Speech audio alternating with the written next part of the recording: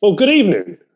Karl Marx made me a believer in freedom and free enterprise. Not my words, those were the words of Conservative politician Sir John Redwood when we asked him to take part in the IA School of Thought series to discuss a great liberal thinker that had inspired him. Now, Marx didn't immediately just strike us as a great liberal thinker, but we're going to ask him more about that. I'm Sai Kamal, Academic Research Director at the Institute of Economic Affairs, and this evening I'm delighted to be joined by John to explain his remarkable statement. Now, if you're joining us on our YouTube channel, IA London, please do hit the subscribe button and please feel free to send us some questions, which I can then put to John on your behalf if time allows. Delighted to be joined by John Redwood this evening. He's the Conservative Member of Parliament for Wokingham, a seat he's held since 1987. Having served as the Downing Street Chief of Policy to the Prime Minister under Margaret Thatcher and held a number of ministerial positions, he's become one of the most recognisable and influential backbenchers. John, thank you very much for joining us this evening. Well, good evening, everybody. You may think it's surprising that Marx influenced me, but he was undoubtedly the decisive political influence on my youth, both as a sixth former and then as a student at university. I think many of the people who taught me rather liked quite a lot of Marxism. I turned to the Communist Party Manifesto, which Marx had published, and decided that 9 of its 10 principal propositions were extremely bad for freedom and prosperity. And so my early life was shaped by the wish to oppose them, to expose them, and to do something better. I mean, I was a child of the Cold War, and so it was very real. We saw these two massive systems in conflict. We saw the American-led, largely free enterprise democratic system against the Soviet Union and the Chinese models of communism, the Russian one particularly based on Marxism. And it was a great fear we had because we were very worried that these ugly empires of the communist world might become bellicose against us, most notably with the Cuban Missile Crisis when it was very real, when there was a possibility of a nuclear exchange. And we also saw the growing impoverishment, as well as the lack of freedom, of the people on the wrong side of the Iron Curtain. And the history of the Cold War is punctuated by repressive military moves in leading Eastern European countries, when the peoples there started to rebel, started to say, but look, if we adopted more of the American or British system, we would be freer, we'd be more democratic, and we would be better off. That this state-down massive system, which has tried to mobilize capital and a certain technology, doesn't work. It preempts far too much resource to the sinews of war. It doesn't provide the substance for people to have dishwashers and washing machines and cars in the garage and decent holidays and all the things that were becoming available to a widening group of people as the West started to become more prosperous in the 60s and 70s as a result of the success of the free enterprise system. So what I did was I looked very carefully at the 10 main propositions of Marxism in that manifesto, many of which had been adopted in one form or another by quite a lot of Western political parties, and decided that they were the cause of the problem. They were the reason why the Soviet system was falling so far behind the West in terms of economic success and free enterprise success, and that we needed to oppose them. So just to remind you, Marx said we needed to abolish all property in land and apply all rents for public purposes. He said there needed to be a heavy progressive and graduated income tax. He wanted to abolish all rights of inheritance. He wanted to confiscate the property of all emigrants and rebels. He wanted to centralize credit in the hands of the state through a monopoly nationalized banking system. He wanted to centralize the means of communication and transport in the hands of the state for obvious reasons. He wanted to extend factories and instruments of production through state ownership. He wished to have an equal requirement on all to labor at the instruction of the state, so you wouldn't even be free to choose what job you did or what kind of business you wished to establish. And he wanted to establish industrial and agricultural armies. He wanted to combine agriculture and manufacturing much more, which was code for saying they wanted the compulsory movement of people out of rural areas where they were more difficult to discipline and control into big cities where they could keep a better eye on them. So they were the 9 propositions I thought needed to be opposed instead of adopted in various more mild forms as they were by political parties in the West. And the only one I liked was when he said he wanted free education for all in public schools, which was generally adopted by most of the Western democracies in the 20th century. And I could see the sense of that. So that was what happened to me. And then when I was a bit older, when I graduated, I wrote the antidote to the Communist Manifesto, the Popular Capitalist Manifesto, and set out the 10 propositions of popular capitalism, which were the opposite of the 9 evil ones, and endorsing the importance of education and training. Now, John, we see a lot of young people wear Marxist T-shirts. I haven't seen many people wear Marx Made Me a Capitalist T-shirt. But you've written that some people bandy the label Marxism around too freely without recognizing what it is. Do you want to say a bit more about that? Yes, I think there's still some people who seem to think that Marxism was a cozy doctrine that was somehow all about equality, and that it would be much better if we adopted it. Whereas, of course, it was a very enforced equality for the many. It meant you lost your right to choose what kind of education you had. You lost your right to choose what kind of work you did. You lost your right to choose where you would live. You lost your right to accumulate some capital of your own, so you had something saved for a rainy day or for your old age. You were entirely a pensioner or dependent upon the state. And so it was the eclipse of freedom. So I think quite a few of the people who walk around with pro-Marx T-shirts would actually object to most of those features of a Marxist state if they ever got anywhere near getting their dream. And it was very noticeable during the intense period of the Cold War in Europe that those who lived under the Marxist tyranny of the Soviet Union were not only faring very badly, but many of them wanted to leave and move to the West. Now, the West didn't stop anybody from the West who wanted to go and live in the Soviet Union from going to live in the Soviet Union or in the Eastern European satellites, but not many wanted to, only a few Cambridge spies. But on the other hand, there were a lot of people who wanted to get out of Eastern Europe, and so they had to put up barbed wire and fences and walls, and they had to kill people who were trying to simply improve their lives by moving to another country in order to deter the rest. So it was an extremely brutal system, and I could never understand why sophisticated and clever people in the West thought that quite a lot of Marxism was a good idea when there was this fundamental flaw that it wasn't working economically or in terms of freedom, and the proof was that they had to shoot people to stop them leaving. Now, some questions are starting to come in on YouTube and also Twitter. One of the questions, and I'm going to add a variation to that, but the question is, Marx wasn't a Marxist. Discuss. And let me give you an example of that. I teach a course in global governance, international relations at the university. And of course, one of the schools of international relations that we teach is the Marxist school. But in fact, Marx didn't really write very much about international relations. So it's really an interpretation of Marx, and more an interpretation of Gramsci, for example, or Lenin's views on international relations. So what do you say to those who say, well, would Marx actually agree with many of the ideas of Marxism? Well, I'm working from the Communist Party Manifesto, which was clearly a document he endorsed and which went on to be extremely influential. And as I've been explaining, it wasn't merely influential throughout the Soviet and Eastern European world, which they dominated thanks to their army, or fairly influential in China with Chinese characteristics from Chinese thought.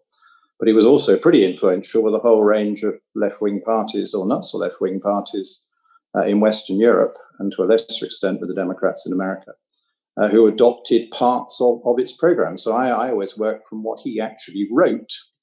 There was, of course, a very big split in Soviet Union communism / Marxism between those who took an international view and those who took a view that you concentrated on what you got, because some people make the criticism of the Marxist theory that the revolution occurred in the wrong country, that Marx was suggesting that the revolution would occur in the most capitalist society, the one that had got furthest with capitalism, because he argued that the capital would be more and more concentrated in the hands of the few, and therefore would become more and more outrageous to everybody else. And he didn't understand that it would rise, the living standards of the many would rise, as well as the living standards of the few who were very good at running large companies. And so he was predicating that the tensions become great and overspill in the most capitalist country, whereas it took place in a pretty backward country, Russia / the other Russian provinces of the Soviet Union. But Marxists were naturally keen to exploit their own success, so they all then piled into building the Soviet Union in the image of the manifesto. Well, our next question is from Christian Niemitz, who wrote the book, he's an IA colleague and wrote the book Socialism, the Failed Idea That Never Dies. And he asks, what do you say to people who claim that the Eastern Bloc governments just misunderstood or misappropriated Marx's ideas? It sounds like you're saying Marx would probably have liked the USSR. Well, he might have wanted it to go further, and he might have been upset about some of its characteristics, but I don't think he would have recanted or said, oh, dearie me, America got it right. Russia and the Soviet Union got it wrong.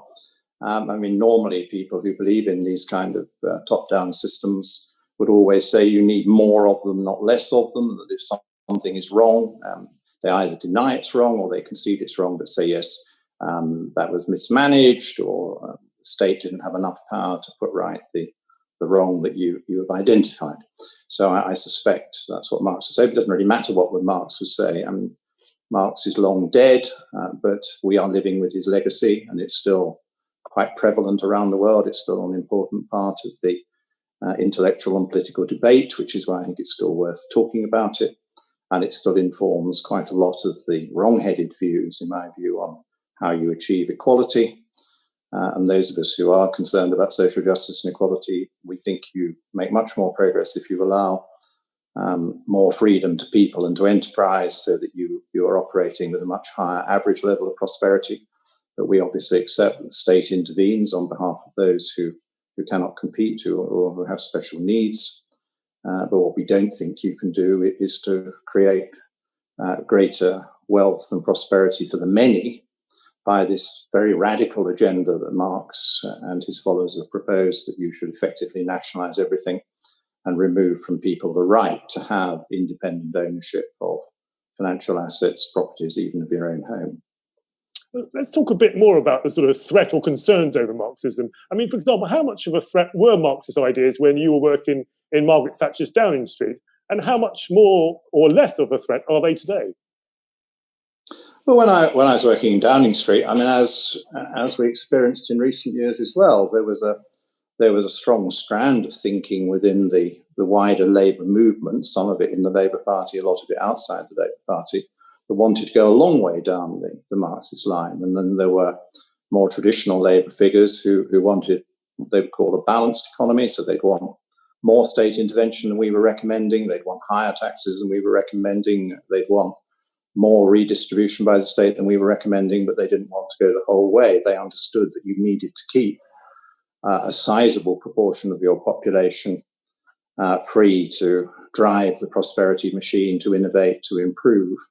And you needed to tax it at the right level. You needed to tax it sufficiently to have enough to distribute to those who were in need, but you didn't need to overtax them, because then you could get to the dreadful position that they had got to in the 1970s with the Labour government, where you overtaxed and you actually lost the talent and made it more difficult for the economy to grow and prosper. So in the 1970s, United Kingdom, you have a Labour government that actually imposes an 83% income tax on so-called earned income, and a 98% income tax on so-called unearned or savings income. Younger people find it difficult to believe that we ever got to that level of tax. Now, that's the level of tax that Marx would have been pretty proud of. That was one of the 10 propositions. But what happened? Well, we had something which independent commentators, let alone the conservatives, called the brain drain. And we saw a lot of our talented people, from musicians to business people to people wanting to set up new businesses, deciding it'd be much wiser to do it in the United States of America or some other freer country than it would be in the United Kingdom. Because if you're only going to keep 17 pence in the pound or 2 pence in the pound of what you've done, it's a very big disincentive. And so it was part of the problem that the United Kingdom was stumbling, it wasn't growing as fast. And again, in my childhood and youth, I saw a growing gap between living standards in the United States of America, which was relatively freer and had relatively lower taxes and less public enterprise, and my own country, which had growing volumes of state enterprise, so-called state business, and very high tax rates, and it was extremely damaging for the economy. So that was why I was proud to work with and for Margaret Thatcher, and offered her an agenda based upon the idea of popular capitalism, as we then called it, probably now call it free enterprise and freedom. And the idea was to democratize the wealth, to say that wealth is for the many, not for the few. It would be bad distribution if you just had a few billionaires owning lots of companies and nobody else doing anything other than being paid wages for their work.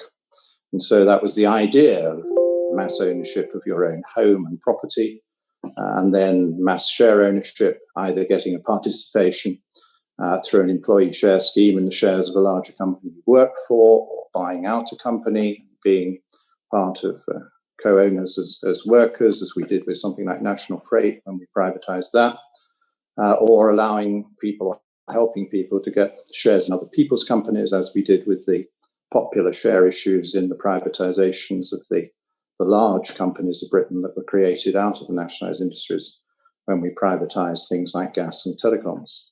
So that was the idea of the movement, to create that ability for the many to participate in the wealth and the generation of new income.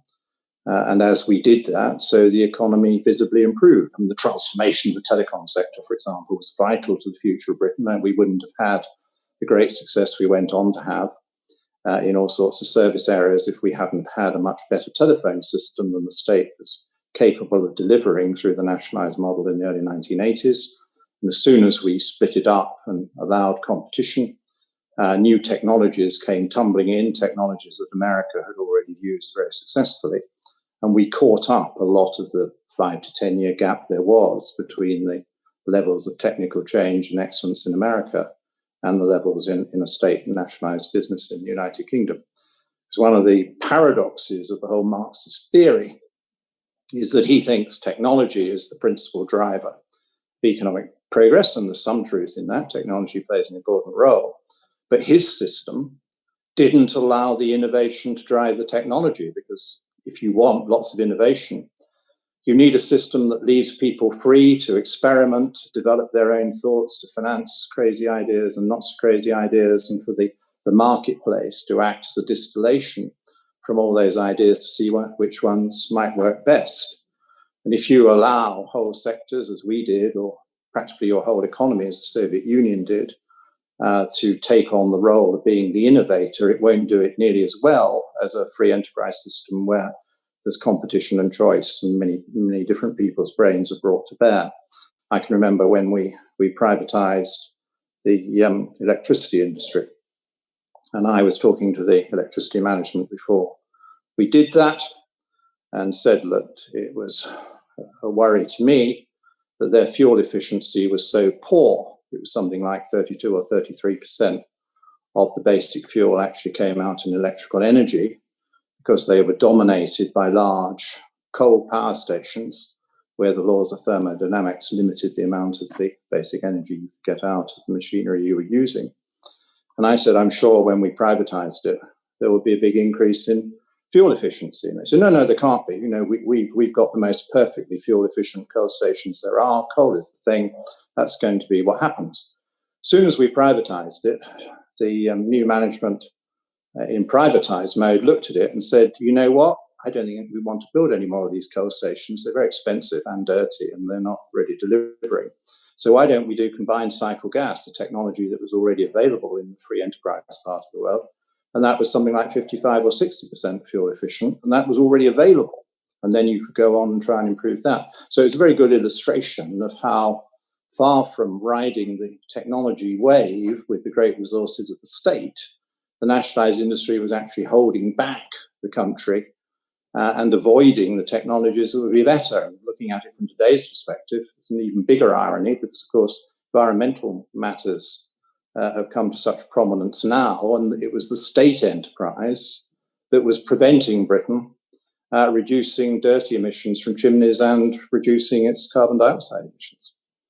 So if you're watching at home on our IEA London YouTube channel, please hit the subscribe button. Also, please feel free to submit any questions. We've got questions coming in at the moment, and I will put them to John on your behalf. So, John, we've talked about your experience in Downing Street and the sort of threat of Marxist ideas. Well, what about today? Haven't we just seen off the threat of a Marxist government with Corbyn and McDonnell banished to the backbenchers, Bernie Sanders, failing his bid to win the Democratic nomination in the US? Or are we being complacent about this? Well, I think we can relax because I think these ideas are still out there. Now, and both Corbyn and his friends would say that they weren't pure Marxists and that their programme at the general election wasn't certainly the Communist Party Manifesto that I've just been reminding you about. But there's no doubt about it. They like quite a lot of the Marx ideas and they wanted to go quite a long way in that direction. So they did want the higher taxes, the limitation on private property and private accumulation of wealth, and they did favour rather more state solutions, and they would have probably liked to have nationalised quite a lot, but they were certainly going to nationalise the railways. And I think the railways is a very good case in point where we can see the relevance of all this to the modern argument. Because we now find ourselves, thanks to the COVID lockdowns and the temporary or more permanent change in people's travel habits, with a effectively nationalised railway. Indeed, before the COVID restrictions, I argued that the railway was largely nationalised. The important parts of it, the track, the stations, the signalling systems were all in public ownership through Network Rail, dressed up as an independent company, but it was paid for by the state, and ministers could any time change the management or instruct the management. So it looked very much like a nationalised activity to me. And then we had a series of contractors who did have to compete to get their contract, but they were very constrained. One of the reasons I think it wasn't a very successful system was you didn't really allow the contractor to innovate or change very much because they were given a timetable they had to meet. They were given clear standards and requirements on how they had to operate the railway. And so there were a diminishing number of areas where they could actually produce changes or magic that might improve the service and lower the costs and improve the quality in the way that privatized industry normally would. So I think now we've got to recognize that we have a really big problem with our railways. And I will be looking for solutions which open it up again to innovation and choice and competition, because I think that's going to be very necessary. I think it's going to be very difficult for effectively a state nationalised railway to come to sensible conclusions about what a modern train service will look like in this new world, and come up with realistic forecasts about what kind of travel needs we're going to have. And how much do you think the pandemic will change things? I mean, we know that a lot of Marxists are in favour of a larger state. We know that Friedrich Engels wrote about the withering away of the states, but most Marxists do believe in a bigger state. Aren't they delighted with all this government spending? And isn't this a threat to capitalism? And has COVID exposed what Marxists believe are the inherent contradictions of capitalism? Well, I don't think the latter. And I think temporarily, yes, they are quite pleased that governments around the world, including the United Kingdom one, have taken it upon themselves to direct a lot more money to people whose jobs and businesses were interrupted or damaged by the policies to deal with the virus. And they're very pleased that the state has taken a much bigger role in organising things like transport, because it's had to, because of the collapse in demand and the damage done to a normal free enterprise competitive market. Now, my view is that has to be a one-off temporary measure. And I was very much in favour of the government putting out a very generous furlough scheme to try and keep as many people's jobs as possible. I was very much in favour of decent sums of money being made available to the health system and to the transport system during the period of maximum strain upon it. But I also said that this should be a 3 to 6 month event. We'll have a big increase in debt for that 3 to 6 months. I think that's affordable at these current low level of interest rates, but we then need to get back to something much nearer to normal as quickly as possible. So the furlough scheme does have to be wound down and people get back to proper jobs where customers are paying for their wages. And in the case of transport, we need to think through what our new transport system is going to look like and what the needs are. Now, it is difficult at the moment forecasting what the new normal that everybody talks about is going to look like. And if it is now the case that we can control and deal with the virus without resorting again to major lockdowns, then you can hope to get back to rather more of the old normal when it comes to travel, tourism, leisure, hospitality, the areas that have been most damaged. If it is the case that we're still going to be living on a knife edge and that local lockdowns could be regional lockdowns and the fear will be there affecting confidence, then that is rather bad news for the medium-term demand pattern for leisure, tourism, hospitality, traditional shop retail and so forth as well. And I think I'm somewhere in the middle in this argument.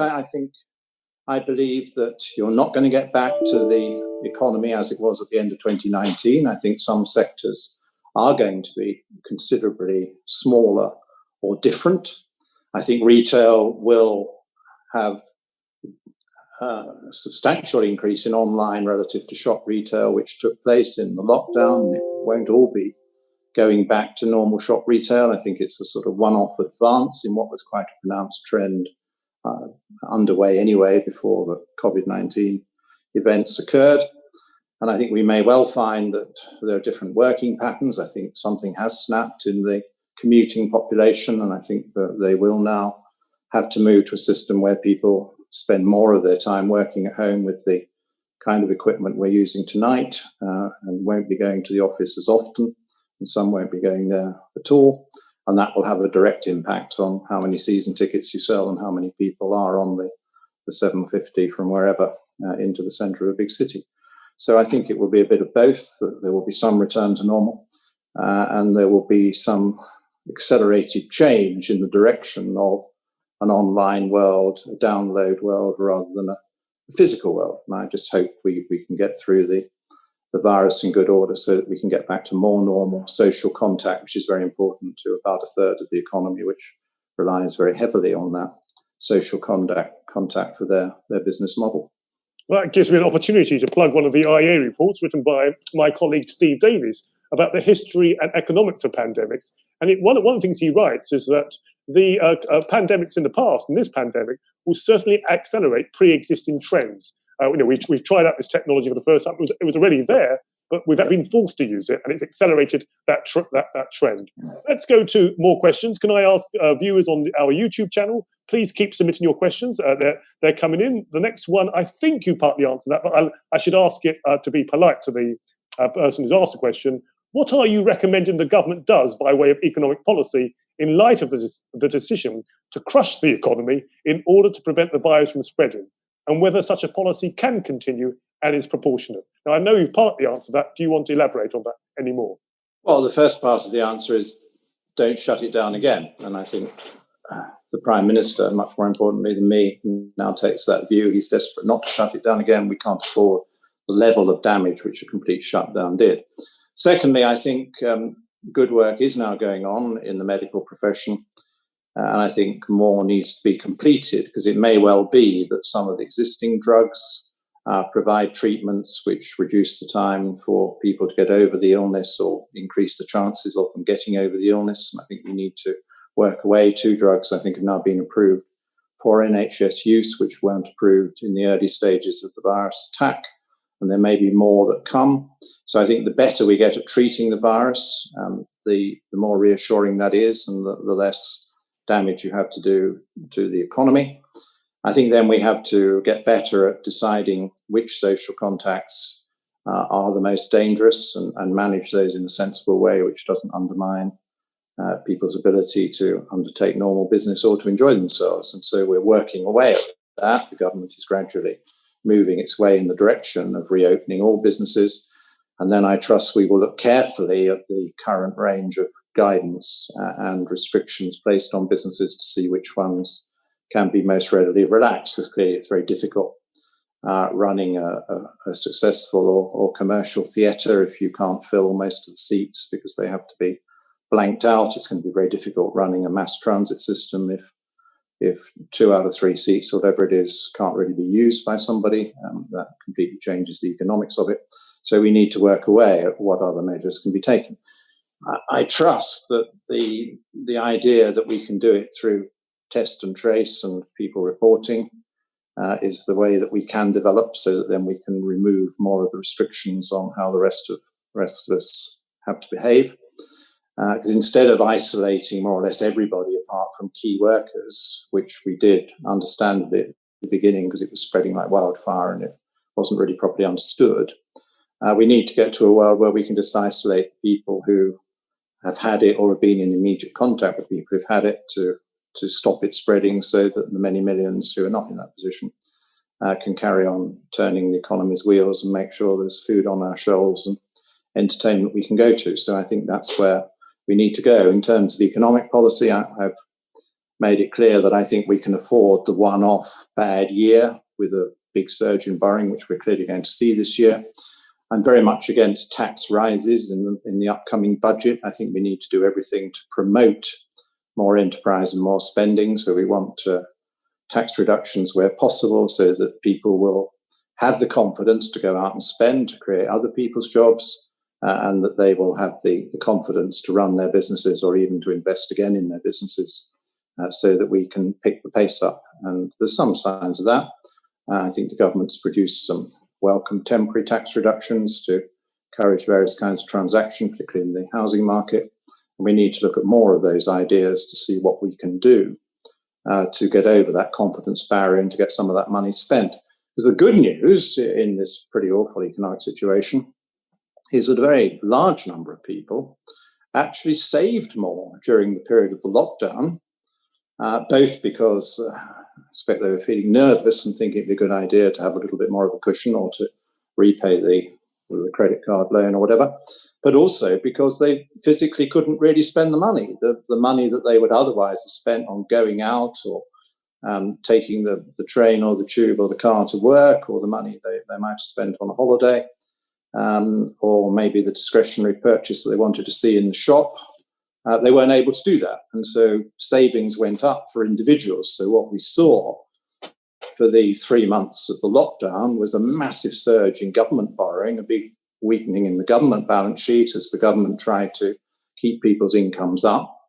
We saw quite a deterioration in the company balance sheets because they were on the wrong end of the customers. The customers weren't there buying the new dresses and buying the holidays and spending the money on the travel.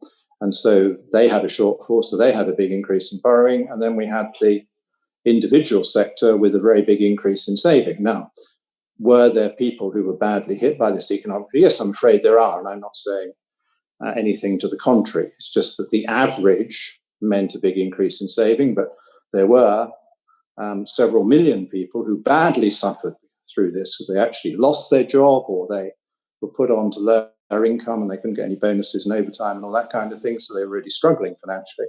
And they needed as much support as the state could give them. But there was this overall increase in saving, and we now need to get the people who saved to spend a bit, because that will create the jobs or stabilize the jobs for those who need those businesses to have some turnover. Well, if you're watching on our IA YouTube channel, IA London, please keep the questions coming. We've got about 25 minutes left of questions. John, when you look across the Atlantic, you mentioned earlier the fact that once we were able to liberalise our economy, we were able to import, there's a chance that Biden might win. And you look at some of the grassroots Democrats who seem to be becoming more and more left-wing, or the left of that party is in the ascendancy, if you like. Are you concerned about maybe some of those ideas, Marxist ideas being adopted or adapted and adopted on the other side of the Atlantic, and then making its way over here? Well, I think we're still in the position where, in terms of the technology that can improve our lives, we are beholden to an awful lot of US companies. And we've got through lockdown in reasonable shape in many cases, thanks to American software, American programs, quite often American technology items to view the downloads or to join the Zoom conferences or whatever. And so we are beholden to that, and we need to cooperate with them. And of course, we relied very heavily on Amazon to deliver a lot of the items we want when we weren't able to go to the shops for anything other than food. In terms of political ideas, well, we're very close to an American presidential election, and I always follow the view that it's not my job to intervene in somebody else's election.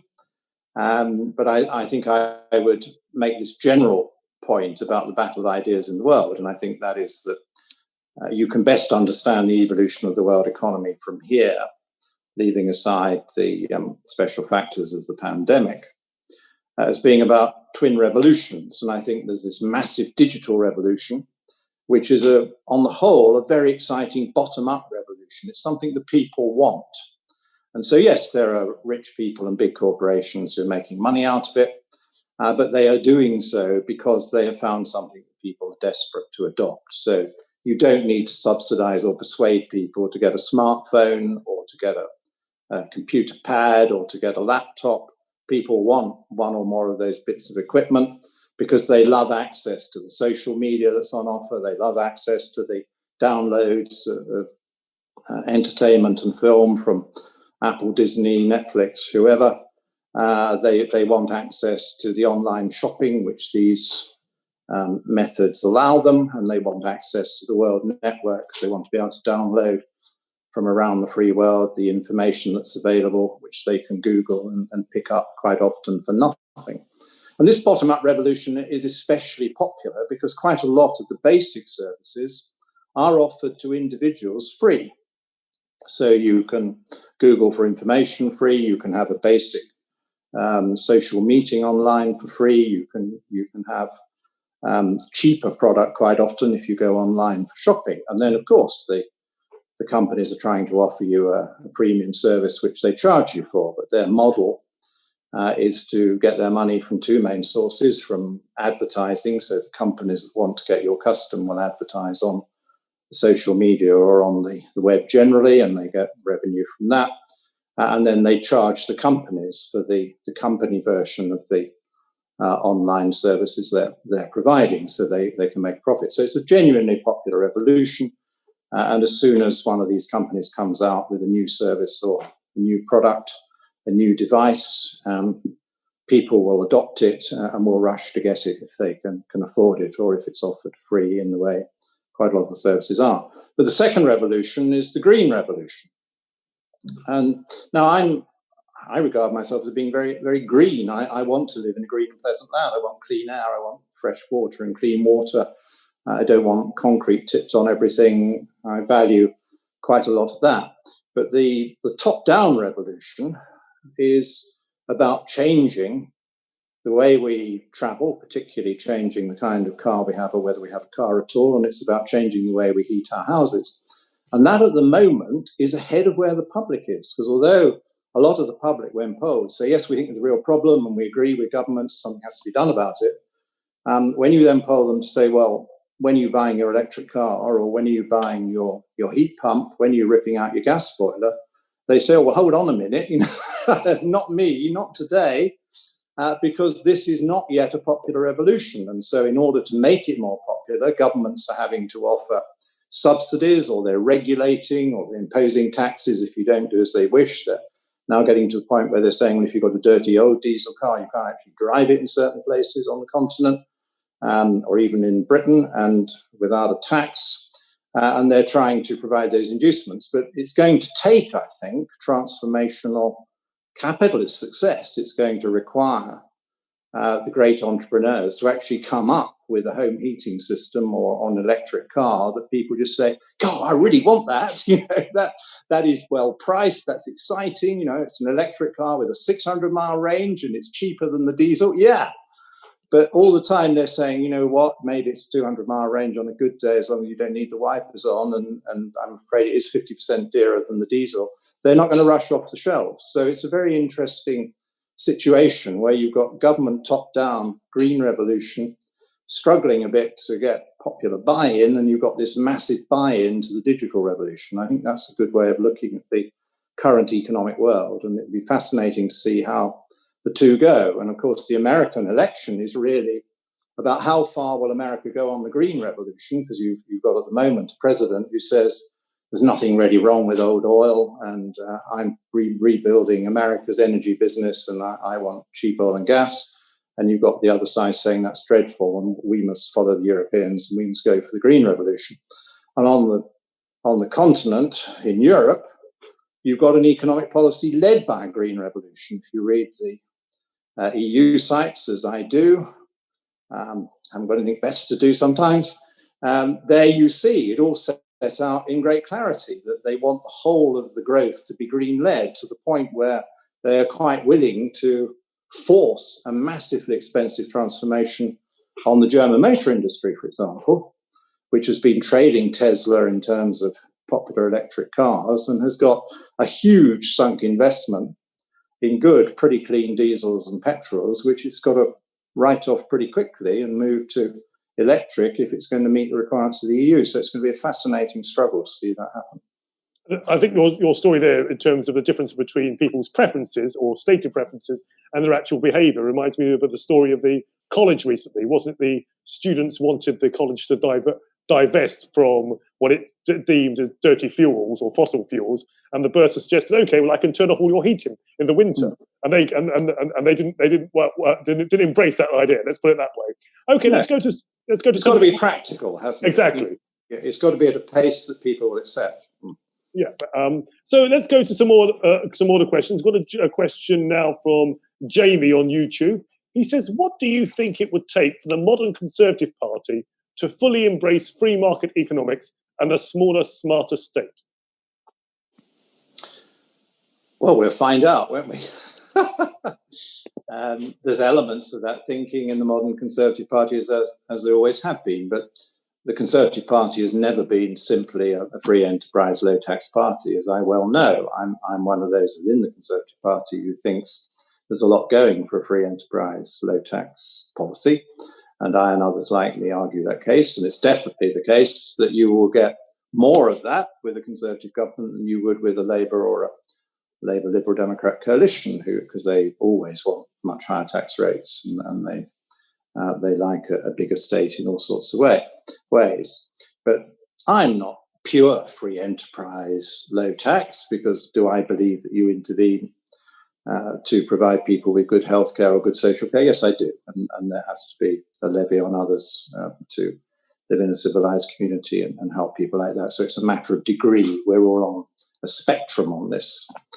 And if you just believe that everybody should have to make good for themselves and survive on their own savings or on charity or on family handouts, then you'd be far more extreme as a free enterprise person than the Conservative Party ever wants to be.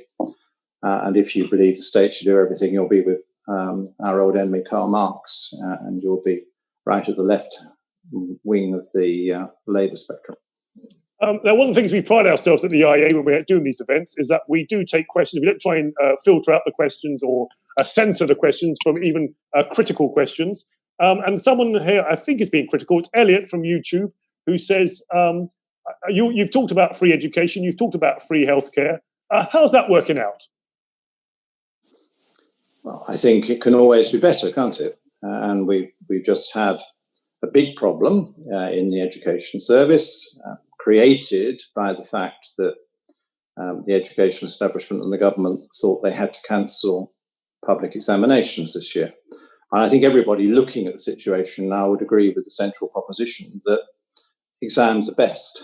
None of us like taking them, and there are always issues over the fairness of people taking them and so forth. But I think everybody broadly now can see that examinations have a lot to recommend them, because they provide an independent judgment on how good the pupil is. They're all marked by professional teachers, but they are marked by somebody else's teacher who doesn't know the pupil. So it's going to be very objective, and you can trust the standard. And this year, because no examinations were held, we had a twin system designed by the educationalists, by the examining boards, Ofqual, and the schools, so that the schools evaluated their own pupils.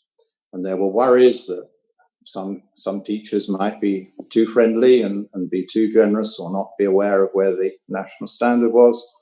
And there was definite grade creep in the total marks awarded by the teachers as opposed to previous year's exams.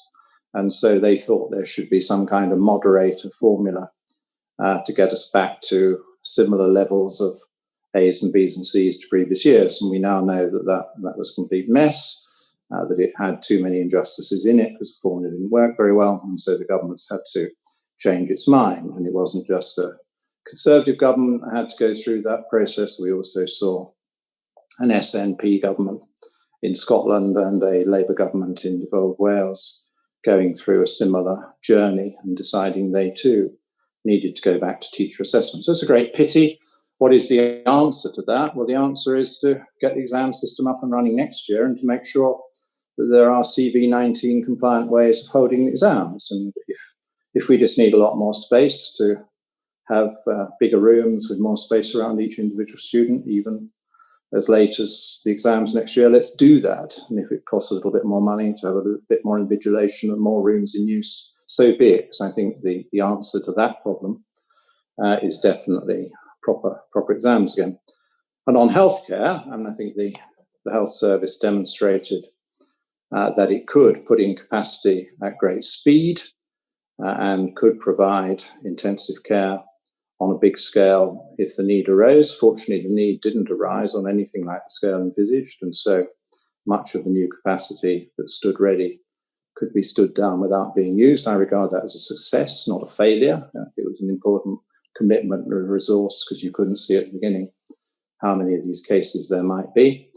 But I think there was also the problem that because before the specialist CV19 units were built, the CV19 cases were handled in existing general hospitals.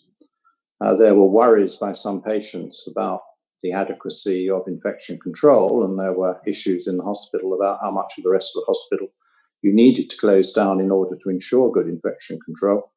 And so we have now got a problem, a backlog, because quite a lot of people who should have had treatments or investigations during the period of maximum danger from COVID-19 did not get them, and we've now got to get that all back up and running properly. So I'm urging the government, I don't think they need a lot of urging, to make that a priority and to make sure there's really good infection control with isolation for future CV19 patients so that everybody can have confidence in going to their district general to get their more routine treatments or their treatment for other serious conditions. The next question we've got here is actually about the conservative movement as opposed to Marxism, but it says, hasn't the conservative movement been asleep at the wheel? Have young potential conservative voters become disaffected because they've been given nothing to conserve? Well, I'm here tonight. Let's hope some of them are listening or will watch it on YouTube in due course. But all of us who care about free enterprise and freedom need daily to do our little bit to promote the cause. And it's about talking to your friends. Those of us who have a bit of a public platform can take advantage of events like these, or I can say things in Parliament, which is a privilege, but everybody can do their bit. And so I would say to young people who are critical of what my generation and other generations are doing for them is one of the joys about freedom and democracy is you can do it yourself. There's nothing stopping the 17 or 18-year-old saying, I think it's all wrong and this is what I want. And I've got my own views and love to hear a bit of that, particularly if they agree with some of my views. But certainly when I was a young student, there was I beavering away, disagreeing with my elders who thought a lot of these Marxist ideas were a good idea and went on at a relatively young age to write and publish on things that I thought offered some kind of antidote. So I would say to you all, if you don't like what the Conservative Party is serving up, then publish, talk, put it on social media, get out there, join us and tell us why we're wrong. That's what we want. Yeah, as Gandhi would say, be the change that you want to see. Be the change. That's what it's about. You can't have democracy on the cheap, and you can't have democracy relying on the neighbours. If you want to live in a democratic state, you've got to be a democrat as well. And yes, some of us devote quite a lot of our lives to knocking on doors in normal times and to putting things out there on the media regularly with my johnredwoodsdiary.com, for example. But there's no monopoly in this. There aren't a group of people called politicians and only they are allowed to do this. It's for all of you. And a great democracy has an engaged public, and you need an engaged public, and not just people who vote, although that's the most important thing you can do. Always exercise your vote. People fought hard to get it.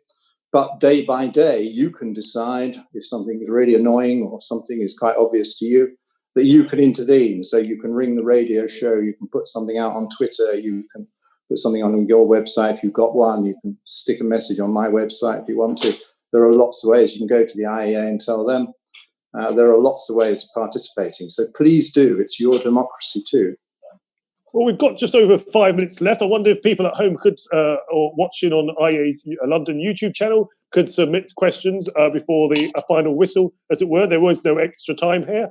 But also, I wonder whether I could ask you, John, whether we've talked about the UK, we've talked about the US, we've talked about the EU a little bit, but how about more internationally? If you think about post-colonialism, and a lot of countries, particularly in Africa and elsewhere, went Marxist or had Marxist regimes, partly as a sort of response to colonialism. And we saw the damage that did to those economies and the huge poverty it brought about.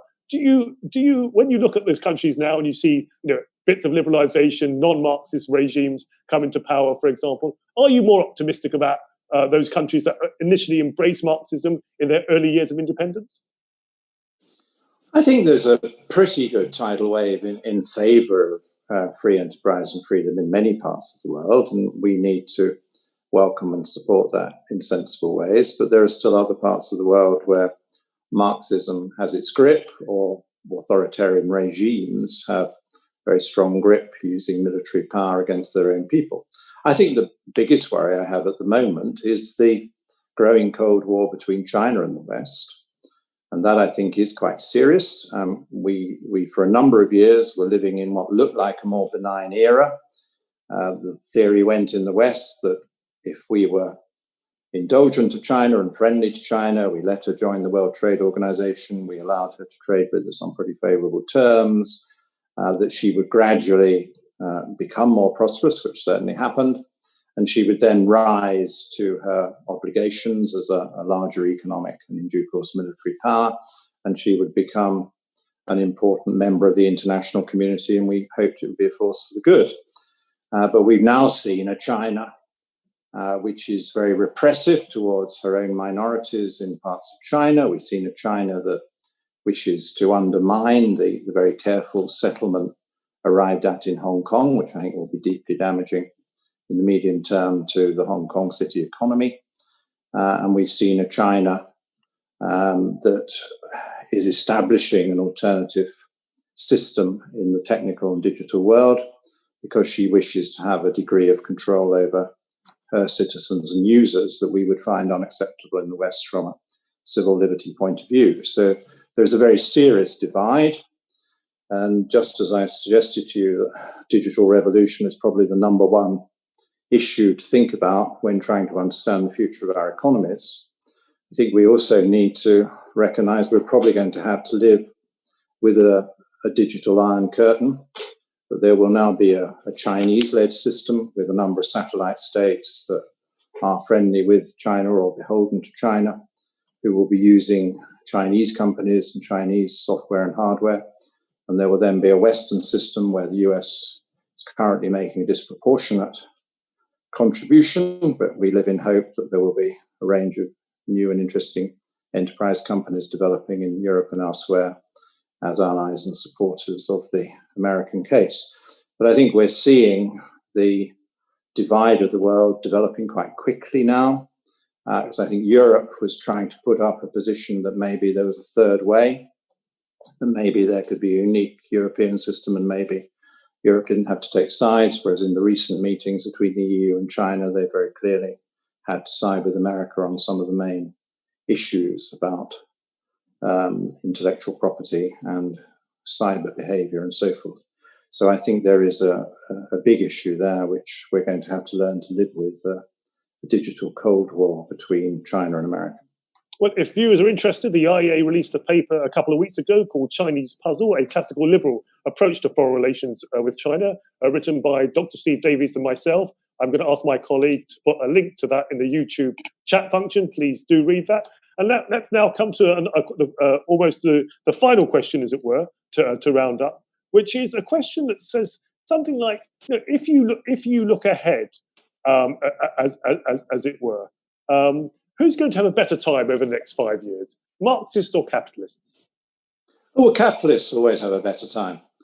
because we want people to be freer and we want them to be more prosperous. And the evidence is overwhelmingly that the capitalist countries have done much better on average, and the communist countries have done much worse. Indeed, some of the communist countries have been ground into gross poverty, and a great deal of repression has been needed, because otherwise people say we can't live with this system. We either want to change the government here or we wish to move somewhere else because we don't like this lifestyle. I mean, that was what my youth proved, that we had this massive long experiment from the 50s through to the 90s in our own continent. And we had a number of countries living under a Marxist communist system with support from Russia of the wrong kind as well as the right kind.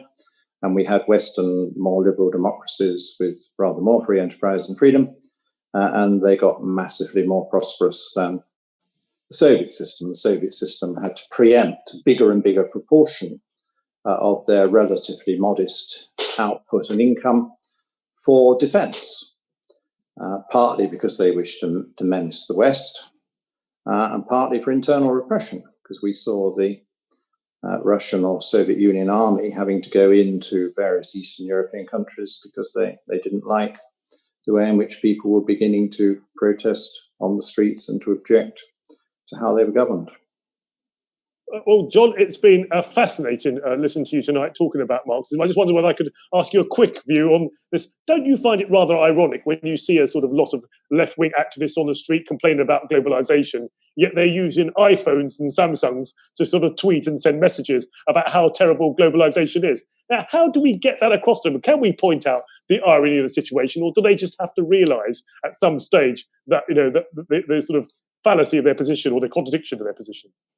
It should be one of the easiest arguments to make, shouldn't it? That they are all very dependent on some of the great capitalist brands of the West. And it's not just the technology, although that's very important, but it's also the trainers they wear and the other clothing they wear, that they're very proud to wear the brands of the West, which are the very embodiment of capitalist values.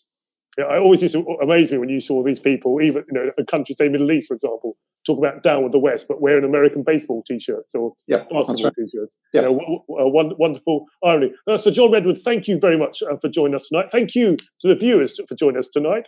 Our next event is tomorrow at 1 o'clock with Frederick Eriksson of the European Centre for International Political Economy, and he'll be talking about the future of globalisation and trade in ideas as opposed to trade in goods. For more details of all our online content, please visit our website, iea.org.uk, subscribe to our YouTube channel, IEA London, or listen to our podcast on Podbean.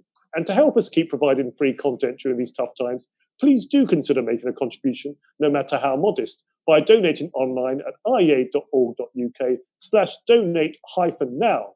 Thank you again for watching or listening today. I hope that you'll be able to join us again soon. And in the meantime, stay safe.